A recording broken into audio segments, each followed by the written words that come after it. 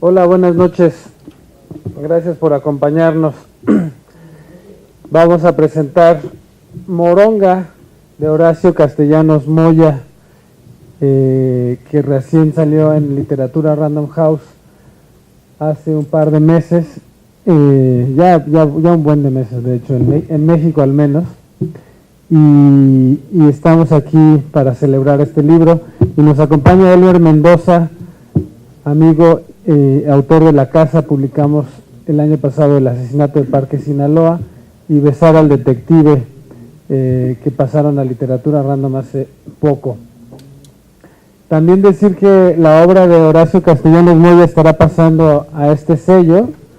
Este es el primer libro que sacamos. La Diáspora también está circulando aquí en esta feria, y poco a poco irán pasando todas sus obras, o la mayor parte: El Asco, Tirano Memoria y muchos más.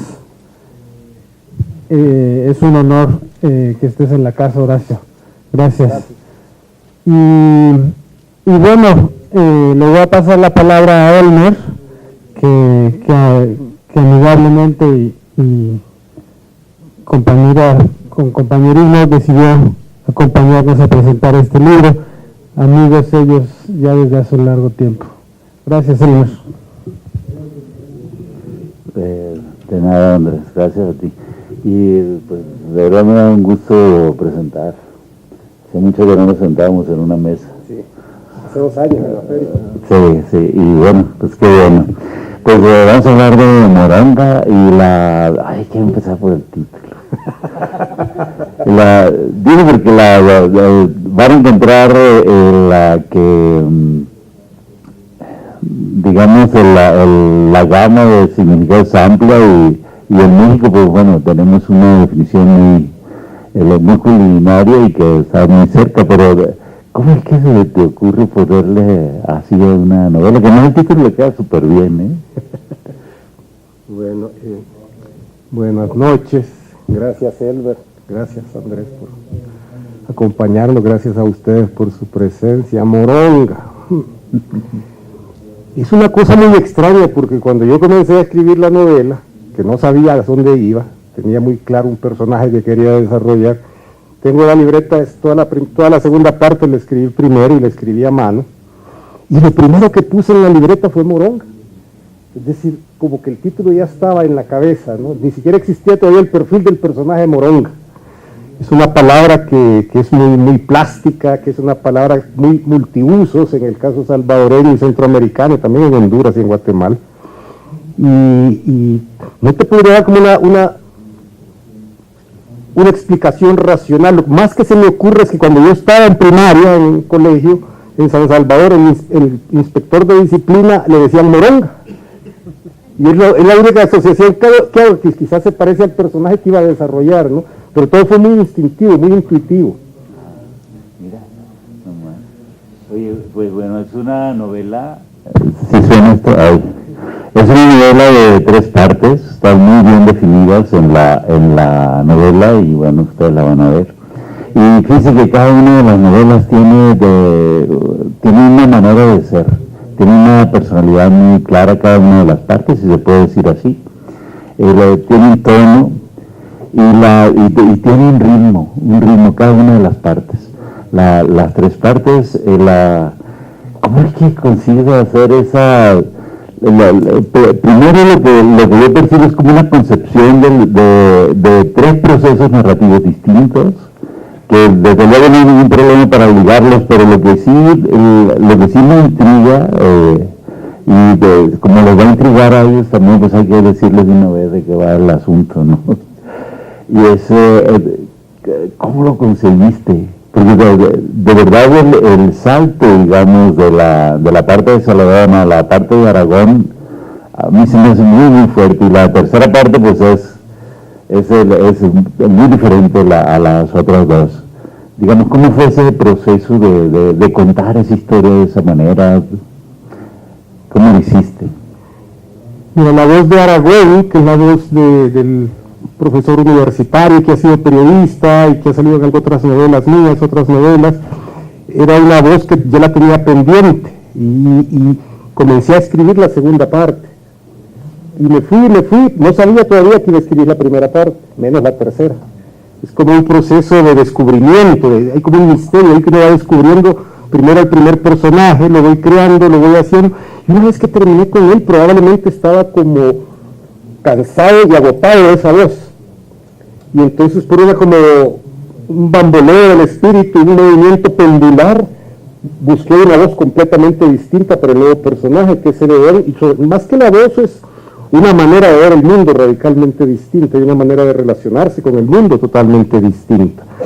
Y así es que Celedón se convierte en un personaje de frase muy corta, silencioso, un personaje que quiere pasar desapercibido, un personaje que no quiere que lo noten y que está conducido fundamentalmente por la culpa, ¿no? La culpa y la derrota, en tanto que Aragón me había dejado exhausto con aquella voz. Es una voz de un tipo que no controla sus procesos mentales, que no controla su energía psíquica ni emocional, y que a la menor mecha corta, a la menor provocación de la realidad de un evento, de un hecho, se le da la cabeza, ¿no? Entonces yo creo que ese fue un proceso natural para mí, pasar de una voz a otra, en cuanto a que me significaba otro reto. Sí, pero aparte ahorita que hablas de Aragón, no sé, es como una olla de delirios. O sea, fíjense que esa persecución de Aragón, que realmente es una persecución como de sí mismo, porque lo que ocurre, él inmediatamente le da una interpretación que lo afecta. Y bueno, vive en Estados Unidos, primero en este pueblito que no me recordaré ahora su nombre. Ajá, Merlo. Sí, en Merlo, donde es maestro, pero ganan un financiamiento para ir a Washington, y ahí, digamos, todo lo que le pasa, pues desde luego que puede ser por lo que está haciendo, pero eso, digamos, se percibe súper bien, y además eso tiene que ver, por eso le preguntaba lo del ritmo de Horacio, con el ritmo que está contado. Es decir, realmente es un ritmo que, miren, a veces uno lee novelas y dice, bueno, de que sea de esta novela me puedo saltar una línea, o me puedo saltar un maldito párrafo, ¿no? Olvídense que lo puedan hacer aquí. Olvídense, y hablo estrictamente de la parte de Aragón, porque es una parte que es absolutamente compacta, fuerte, que tiene un movimiento como de un tono cimbrante, así que uno quiere, claro, está atrapado, quiere saber qué es lo que pasa, cómo va pensando este profesor universitario, que le pasa de todo, ¿no? De todo le pasa. Pues bueno, ¿de dónde sacaste todos esos delirios? Porque primero tienen los delirios que tienen en el colegio y que tienen que ver con la rubia aquella, y después que cuenta su historia de cómo se enrola en Antigua con la otra rubia que se lo lleva para Frankfurt. Ajá. Se lo lleva para Frankfurt, y luego la otra rubia que conoce acá ya en la segunda que no es... La que conoce acá sí te ves como medio castaña. Pero es que se pinta el pelo de rubia realmente. Pero cuéntanos. Pues mira, es que para mí Aragón es como la síntesis de una manera de ver el mundo en nuestra época, ¿no? Es muy paranoico, es muy narcisista, es un tipo que no tiene empatía casi con nadie y que vive en su mundo mental. Entonces todo lo que sucede es en función de él, ¿no? Es decir, si el autobús se detiene porque se quedó sin gasolina, él ve una conspiración en el autobús contra él, ¿no?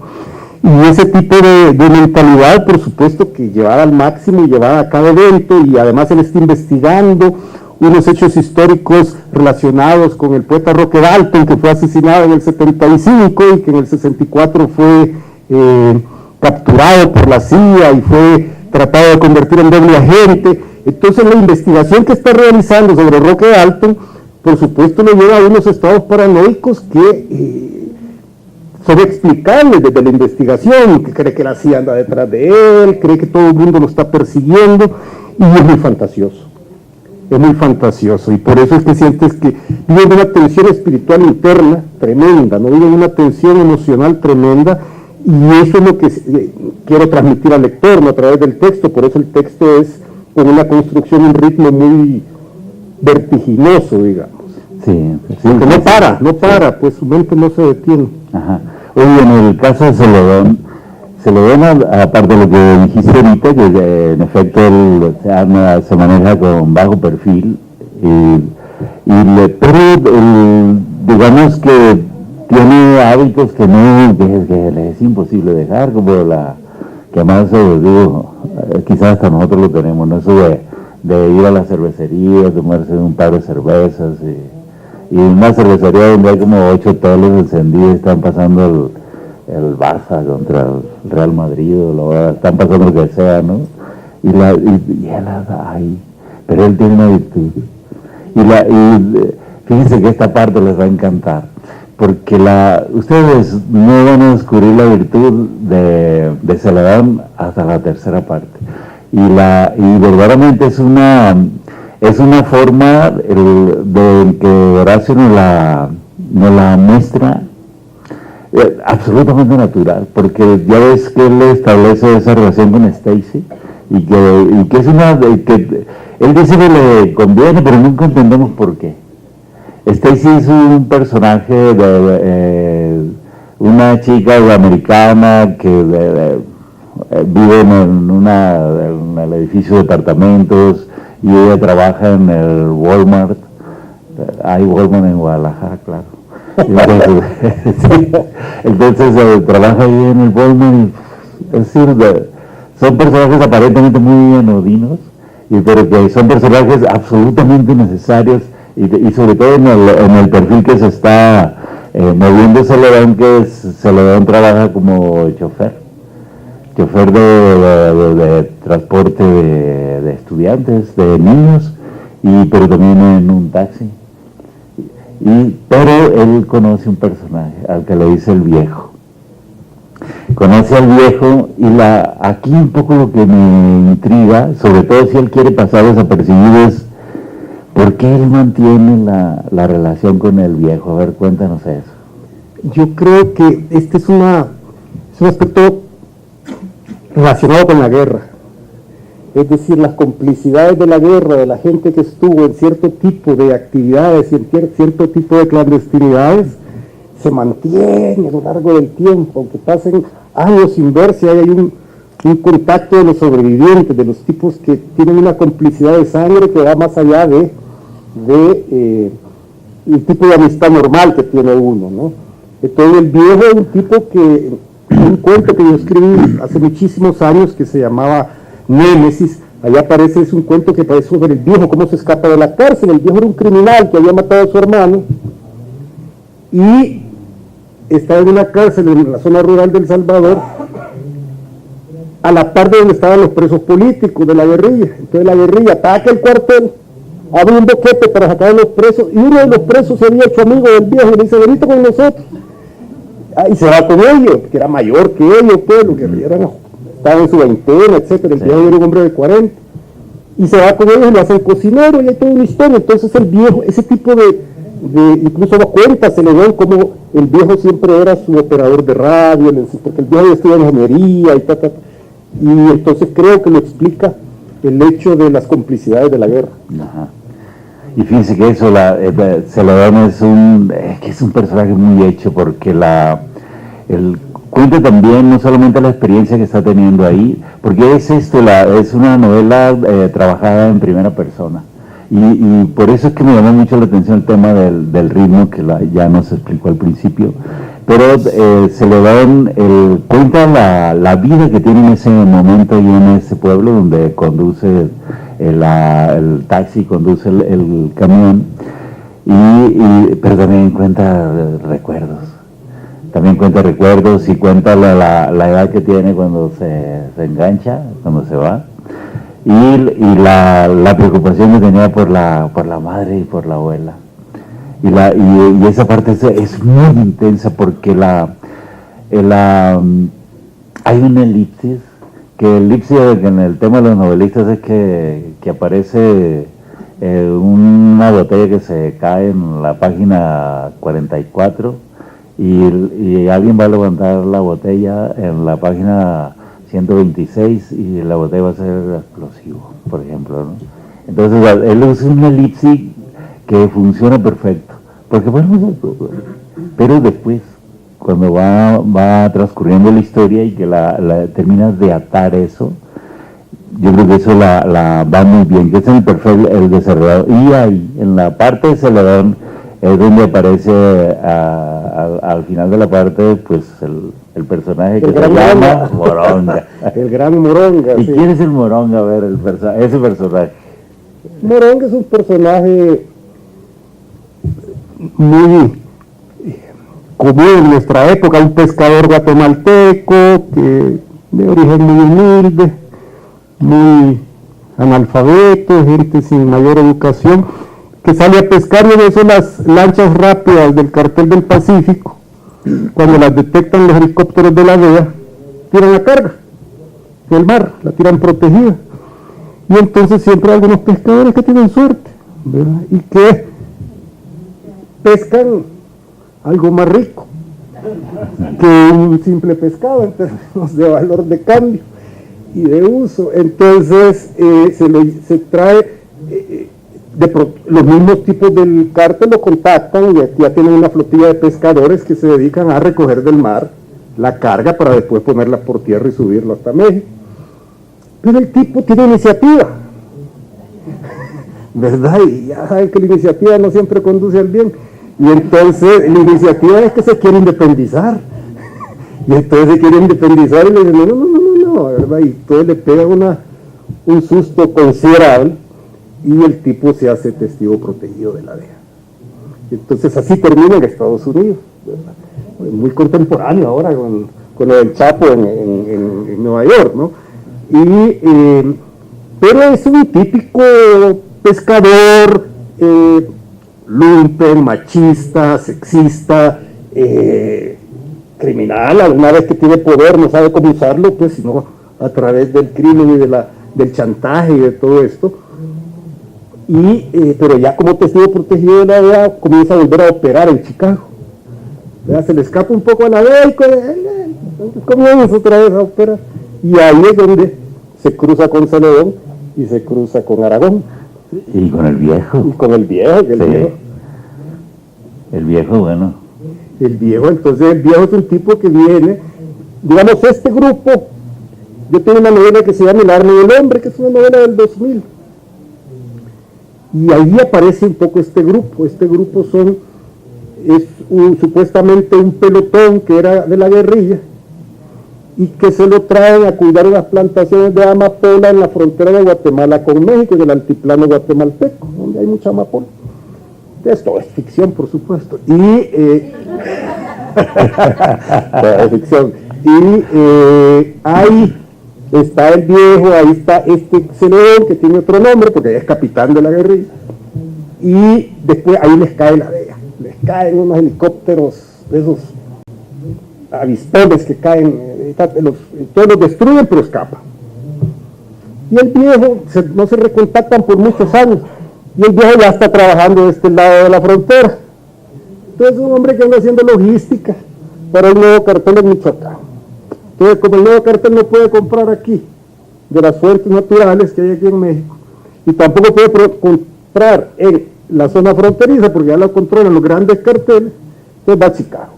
Entonces el viejo va a Chicago y uno cree que va a comprar armas para este cartel y busca a Celedón para que le haga seguridad.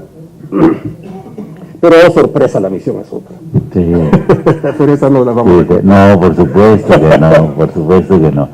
Y fíjate que eso de Chicago, hay un corrido que se llama, creo que El Carro Rojo, y donde dice eso, dicen que venían del sur en un carro colorado y traían las llantas, iban con rumbo a Chicago. Así lo dijo el soplón que los había denunciado. O sea, Chicago, fíjate, a pesar de estar tan lejos, fue un punto importante dentro del trabajo de las bandas desde el principio. Entonces yo creo que en ese aspecto la presencia de Moronga ahí es absolutamente creíble, pues normal, así en cuanto a las estructuras de las bandas americanas y su relación con con las bandas de México, ¿no? Oye, yo creo que una vez te conté que nosotros, hablo de mi generación, leímos a Roque Dalto, leímos el Pulgarcito de América, sí, que es un libro sobre El Salvador, y bueno, era un poeta que nos llamaba la atención, y cuando pasa el asunto, es bueno que nos enteramos de todo el misterio que hay alrededor de su muerte. Siempre es como, porque era dudoso, es decir, era dudoso, al menos entre la gente que yo conocí, porque entre la gente que yo conocí, digamos, era usual que trataran de engancharte. Yo particularmente fui objeto de ofrecimientos de los dos lados, y a mí se me hacía muy chistoso porque digo, ¿a qué me parezco a Sean Connery? O sea, dijo, o sea, aquello decía, o sea, pero es decir, eran varios, ¿no? Ya entre las dos, ¿qué pudimos hacer? Entonces, yo creo que el tratar de engancharlo es un hecho. Y bueno, a mí me gustó mucho por esa relación de aquellos con Roque Dalto que apareciera en la novela y que apareciera más en el motivo de Aragón, ¿no? A ver, cuéntanos pues igual, cómo Aragón se ocupa de esto, o cómo tú trataste de contarnos esta parte, digamos, de la historia de Roque Dalto. Mira, esto tiene un origen en cierta pretensión que alguna vez yo tuve de escribir un libro sobre Roque Dalto, pero que se quedó a medio camino. Ya ves que hay muchas cosas que le quedan a medio camino. Entonces, un periodo de la vida muy apasionante de Roque Dalto es ese del 63-64, que es el periodo en que él regresa a El Salvador, regresa de Cuba, ha recibido entrenamiento en Cuba de distinto tipo. Y al regresar lo capturan y él cuenta en una novela que es donde la gente de la CIA que lo va a reclutar le dice, no creas que vas a morir como héroe, te vamos a enmerdar el fantasma rojo. Y todo eso lo cuenta Roque en la novela, pero como la gente que operaba a todos estos que iban de Centroamérica a entrenarse a La Habana, bueno, no La Habana, pues a Cuba, operada desde México, desde la embajada en México cubana. Entonces está muy desclasificada la información. ¿Por qué?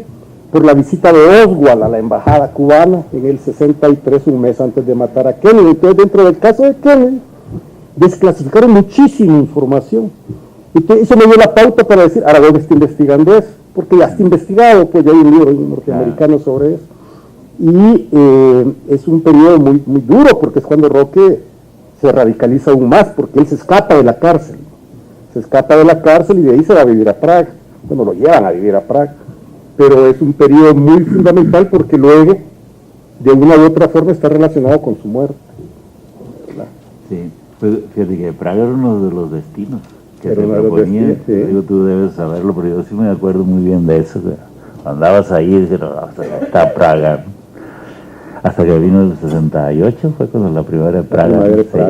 Sí. ¿Qué es el asunto de la lengua, del idioma que utilizas? Porque no has caído en la tentación pues de hacer mezclas y meter frases en inglés o cosas así, que es una literatura que pues yo veo que la literatura chicana pues está saturada de eso, y al final creo que solo escriben en inglés, ya no estoy muy seguro de eso. Eso me gustó mucho, o sea, es decir, tu personalidad de narradora, la que te conocemos, pues está impecable y me gustó mucho. Nunca no tuviste la tentación por los personajes, sobre todo la parte de Washington o realmente digamos donde te sientes bien pues con el idioma con el que has escrito siempre.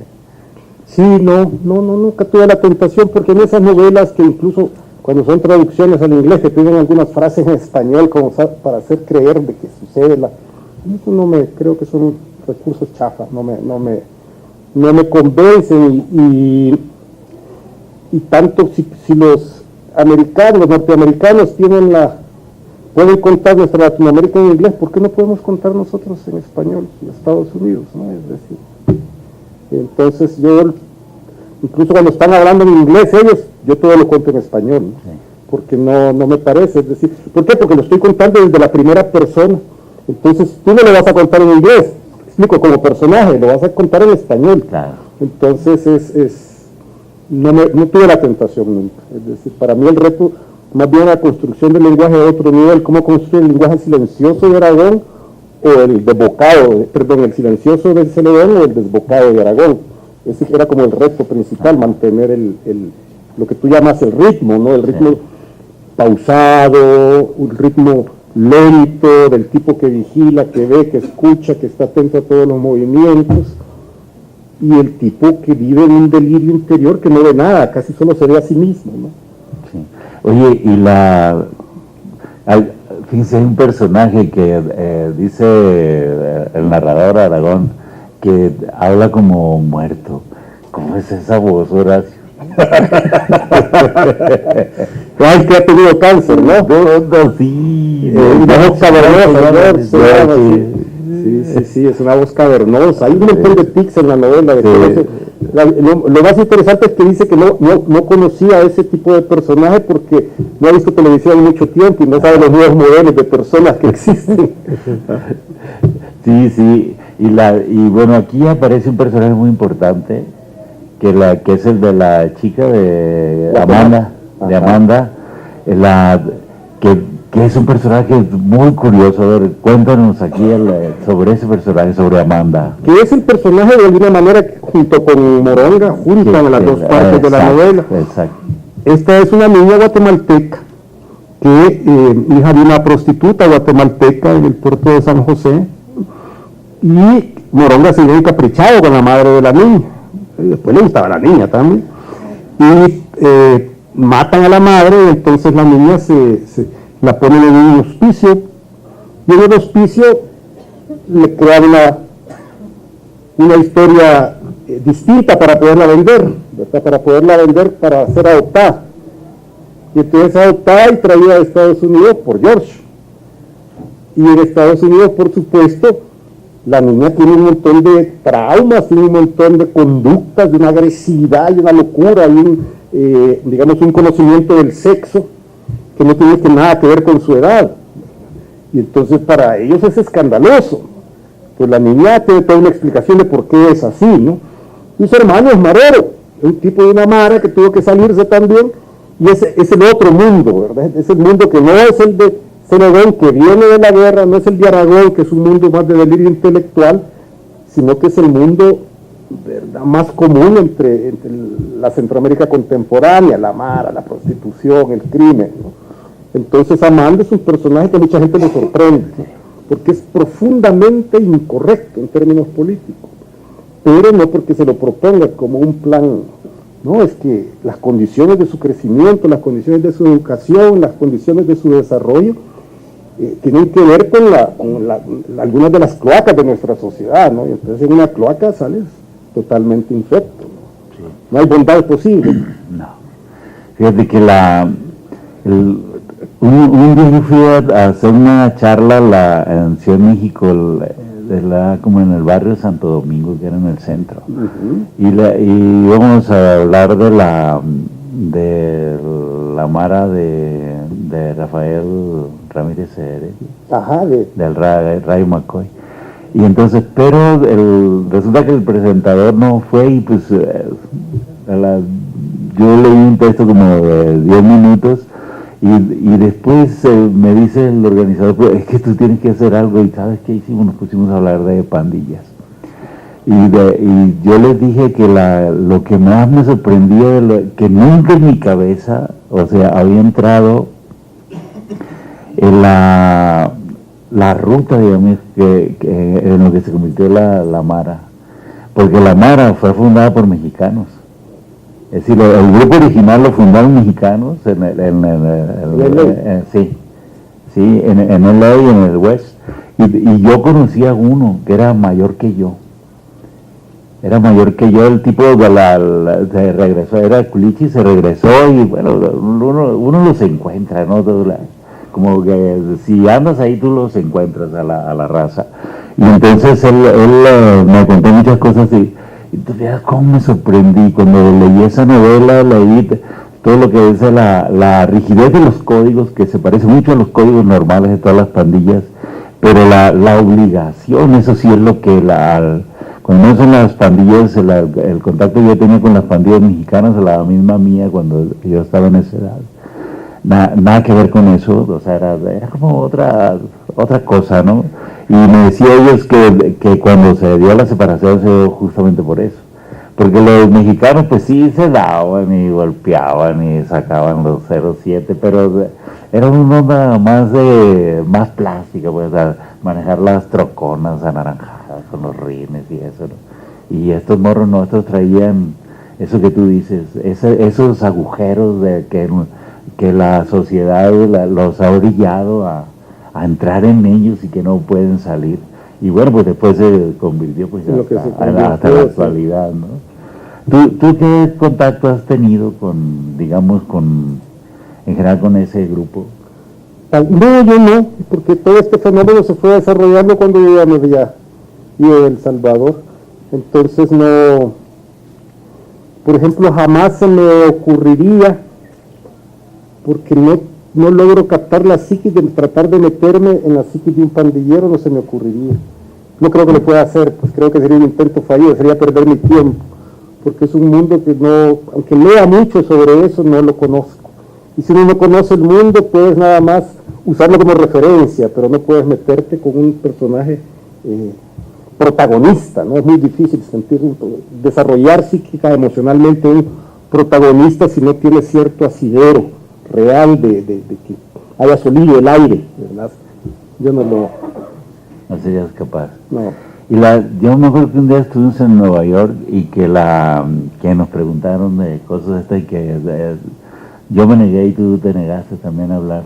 ¿Qué es lo que ha pasado? Tú ya puedes hablar sobre todo estas experiencias que tienen que ver con tu territorio narrativo. Que mira, aquí en Moronga el juego es otro, pero en la parte de Celedón subyace, pero muy intensamente, sobre todo por la parte de los recuerdos de Celedón. Sí, pues no, yo en realidad no, como siempre hay mucha mezcla de lo personal con lo escuchado, con de la experiencia, con lo visto, con lo leído, con lo observado.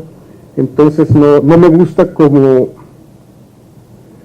entrar en lo personal mío. Para mí lo personal mío sigue siendo, no escribo autobiografía, pues no me interesa contar mi vida. Completamente de acuerdo, yo también. Sí. No, muy bien. Oye, hay más bien te lo preguntaría. Hay una cita en la página 239 que dice: porque parece mentira, la verdad nunca se sabe. Y la pregunta es si tú quisiste mandarle Era un guiño. Sí, ¿verdad? Era un guiño, sí. Bueno, es un guiño. Es un guiño, claro. Pero yo sentí muy bonito, porque parece mentira, la verdad nunca se sabe, es el título de una novela, la novela Capital de Daniel Sada, que es una novela donde pues hemos aprendido mucho y que digamos la novela inolvidable de él, ¿no? Es la gran novela. Sí. Sí. Y yo vi eso y dije, ay, Horacio, ¿Te saltó? Sí, cómo no, y hasta la página puso para que veas, ¿no? Oye, pero también hay humor. Y fíjate que esto del humor, pues no te diré que es algo nuevo, porque en algunas de tus novelas anteriores sí hay, pero aquí sí hay cosas que realmente me hicieron mucha gracia. Y hace poco fui a la feria de Frankfurt y entonces Leonor le gusta tomar esos camiones donde van contando cosas, ¿no? Hay un barrio que yo creo que la chica de Aragón debió vivir por ahí, porque es un barrio donde dicen que ese barrio es famoso por sus rinconcitos. Y que la gente que vive en ese barrio está obligada a utilizar esos rinconcitos. Sí, y que esos rinconcitos tienen 150 años utilizándolos para encontrarse ahí. Entonces los de los moteleros ahí no funcionan, ¿no? Y entonces ahí vas en el paseo y pasó por dos torres inmensas, ¿no? De cristal, ya sabes. Y entonces dice que esas son del Deutsche Bank. Y entonces dice que una de las torres se llama el crédito y la otra débito, ¿no? Y entonces resulta que Aragón conoce una chica alemana y se enrola con ella y se va a vivir a Frankfurt precisamente. Y Frankfurt es el centro bancario más importante de Alemania. O sea, Angela Merkel siempre tiene que estar de acuerdo con ellos, con los movimientos que hacen. Y tú tienes una frase, una idea que me pareció genial y que la voy a leer acá para que nos cuentes de esa, que si tú crees que eso fue funcional. Y dice, la pregunta que hace Horacio en su novela es, ¿cuál sería la relación entre el masaje prostático y la economía europea? Bueno, el origen de esto es que la zona roja de Frankfurt está a una calle de por medio del Banco Central Europeo. Y entonces, para el Mundial del 2004 yo vivía en Frankfurt. Y mi esposa entonces es periodista. Trabajaba todavía para el periódico de Guatemala y fue para el Mundial. Hubo mucho escándalo en esa época, el Mundial del 2006. Hubo mucho escándalo porque hubo un gran movimiento de prostitutas latinoamericanas para Alemania, porque era el mundial, y como en Alemania es legalizada la prostitución, y que el equipo sueco ya no iba a ir, y que los equipos nórdicos no querían participar por esto. Y entonces se entrevistó, consiguió entrevistarse con una prostituta para tener fuentes para el reportaje, ¿no? Y ahí sacó mucha información, y entonces esta prostituta contaba que los ejecutivos, sus mejores clientes eran los ejecutivos del Banco Central Europeo, pero que lo que querían era masaje prostático, ¿no? Entonces el personaje se pregunta que hasta qué medida las decisiones que afectan a Grecia o a España o a Portugal están relacionadas con el hecho de que por tener una junta no pudieron ir por el masaje prostático, ¿no? Entonces... Que eso es cierto, sabes que ahora nosotros nos hospedaron en una avenida y llegamos por la noche y pues llegamos hambrientos y ya dice Leonor, hay que ir a cenar, y salimos y claro vimos esa llamarada, ¿no?, de luces. Ay, sí, de seguro hay restaurantes, y vamos, y nos fuimos acercando y empezamos y así a ver pues la gente que trabaja vino y dice, yo creo que aquí no es. Y nos fuimos el sentido contrario y cruzamos la avenida y ahí estaba lo que necesitábamos. Pero fíjate que sí. Era una prostituta paraguaya, tal como está en la novela. Sí, es un personaje además convincente, muy convincente. Porque más, fíjense ustedes que Aragón sabe bailar, ¿qué es? Era profesor de salsa. De salsa. Sí.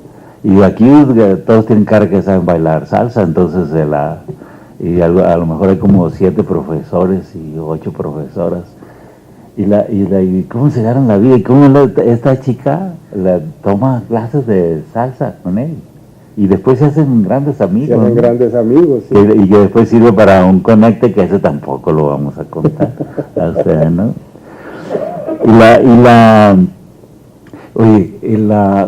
¿Qué regresaba de Roque Dalton? ¿Cómo? A Roque Dalton. Ajá. En el Roque Dalton, ¿por qué se regresa? Desde Praga, digamos. Roque Dalton regresa de Praga a Cuba, no a El Salvador. Ajá. Estuvo en Cuba él se regresa de Praga en enero del 68, antes de la invasión soviética. Ajá. Y se regresa porque regresa a Casa de las Américas y porque se reconcilia con los cubanos seguramente, porque en la novela se cuenta un poco el problema que hubo con ellos. Y luego se queda ahí hasta el 72, 73. El 73 es que lo reclutan para ir a pelear a El Salvador con el RP. Y lo matan ellos mismos. Sí. Esa era la duda que yo tenía. Oye, a ver, espérame, tengo una marca para algo.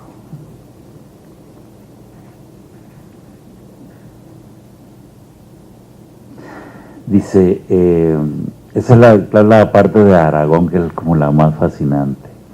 Y yo creo que ¿qué nos puedes agregar tú a esta no sé, este principio que tienes aquí, ¿no? Que se parece mucho a un principio que del Zurdo Mendieta, que el Zurdo Mendieta dice, no sé qué sería de nosotros sin nuestros vicios. Y aquí Aragón dice, los oficios y los vicios con el tiempo se perfeccionan. ¿Qué nos puedes decir de eso? Que Aragón es un tipo a veces lúcido. Sí. A veces le ocurren cosas. No todo es delirio. Oye, hay una parte que es muy llamativa y yo creo que está repartida, fíjate, porque me refiero a que está repartida en el sentido de que hay una presencia femenina y un modelo de belleza en la novela. Pero yo, viéndola, como ahora estaba muy de moda esto de que más o menos que las mujeres pues están exigiendo también que les mostremos a los varones así con todas sus facultades y bueno, pues simplemente acá el diputado que es de cultura pues era stripper, entonces pues ya te imaginas que le están ganando la pelea, ¿no? Las chicas, y qué bueno, ¿no?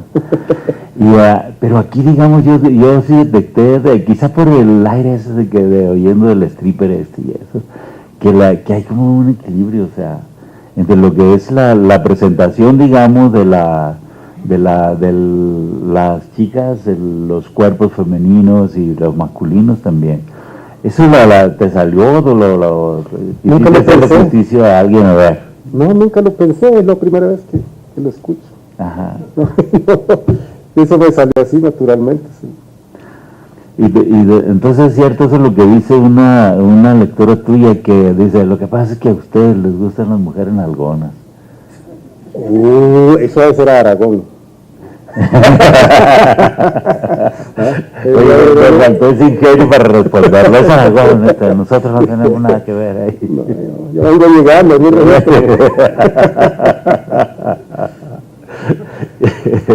¿Tú tienes alguna pregunta para...? No, yo lo que iba a decir era que quizás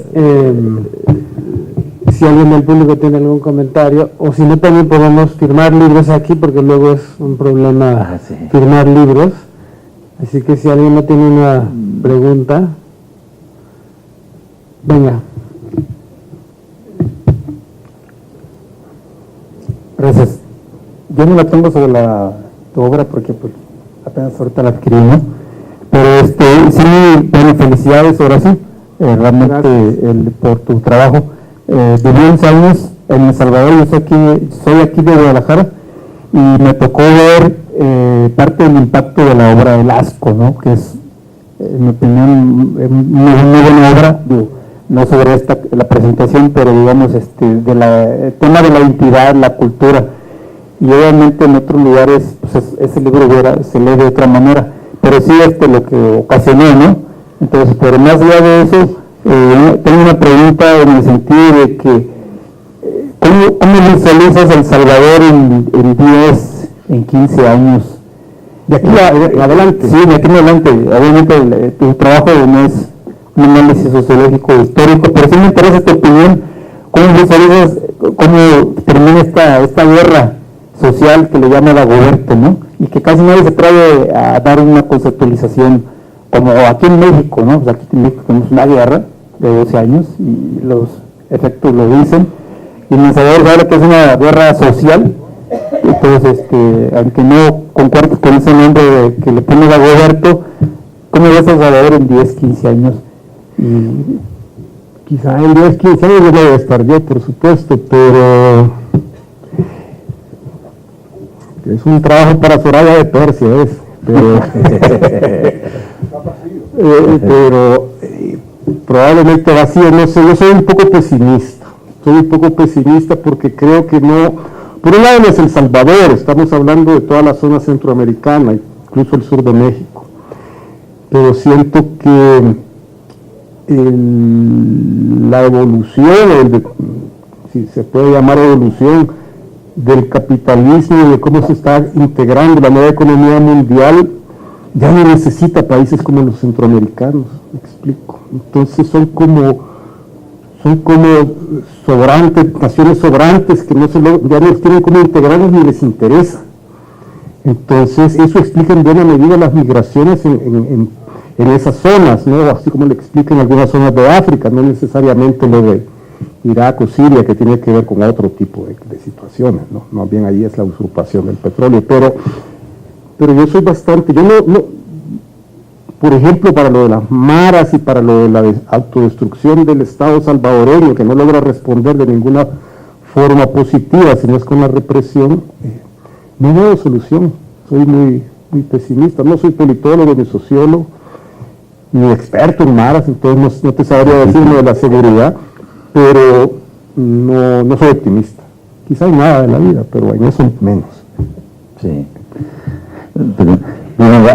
Bueno, queda la tercera parte que no hablaremos, pero en la tercera parte, si a ustedes les gustan que las historias que les cuentan se aten, pues ahí van a poder ustedes hacerse una idea de cómo se atan. Y si no les gusta que se aten, igual lo van a experimentar. Esa es una parte que tiene esa característica. Igualmente, es de otro tono, pero está absolutamente bien escrito. Y me parece genial esa idea de pasar a las firmas y puedes empezar por el mío. Muchas gracias. Muchas gracias.